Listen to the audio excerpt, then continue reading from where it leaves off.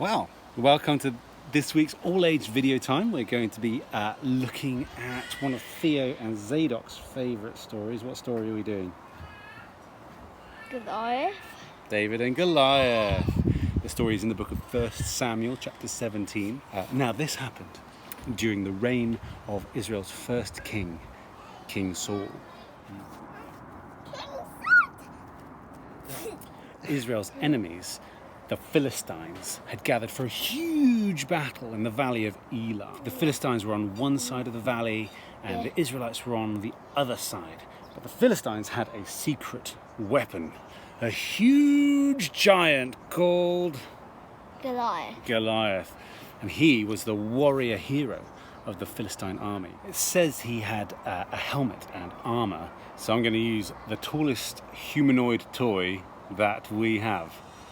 Who also happens to have a helmet and some armour. The slingshot maneuver is all we've got. Full speed ahead. Yeah, you better watch out for the slingshot maneuver. Every day, Goliath would come out into the valley and shout across to Israel's armies. And he'd say, "Send me your strongest and best fighter. Let him fight me if he dares. Then if your hero kills me, then we will be your slaves. But if I kill him, then you will be our slaves forever." Not even King Saul, who was a head and shoulders taller than everyone else in Israel, could pluck up the courage to fight the giant. It was David's job to take the food supplies to his brothers in the army. When he delivers the food, he hears Goliath's shouts. "Come on! Is there no one brave enough to face me? Fight me, and you will feel the crushing power of my Philistine fist." David was filled with a righteous rage. Who does he think he is that he should defy the armies of the living God? I'll do it myself. I'll face him. I'll do it myself. I'll face him. So David was brought before the king, but David was still a boy. He tried on Saul's armour, but it was way too big and he looked ridiculous.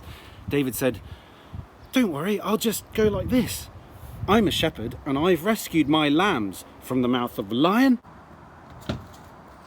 and the mouth of a bear.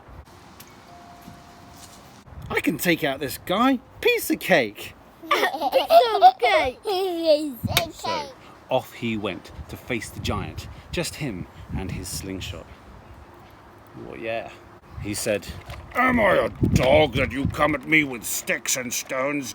Come here, boy, and I will feed your flesh to the birds."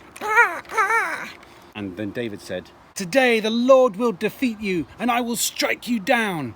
It's not me, but the Lord who fights for us. This battle belongs to our God."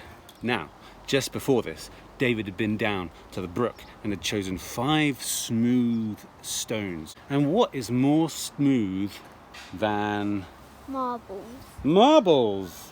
What a great idea. Well, we've got our stones to throw at Goliath and we've chosen this one. And we've got our slingshot. The trouble is, we're not very good at aiming, are we?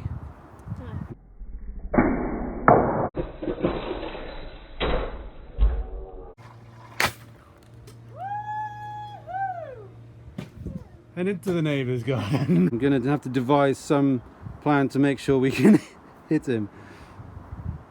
Go. I've got my biggest marble, and with God's help, I'll be able to defeat Goliath.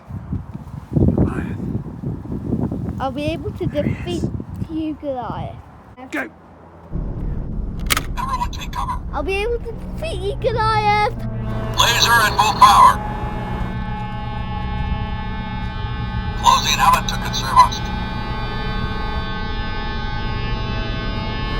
No time to explain. Attack!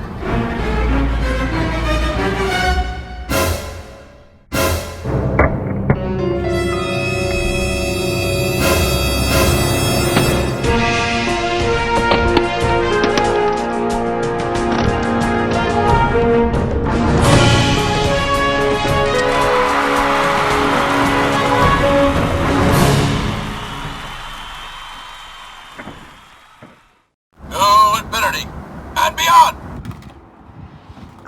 Yes! And that was the end of Goliath.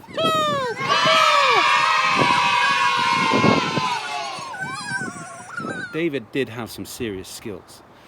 But he wasn't relying on his own skills. He was relying on God and letting God gain the victory for him.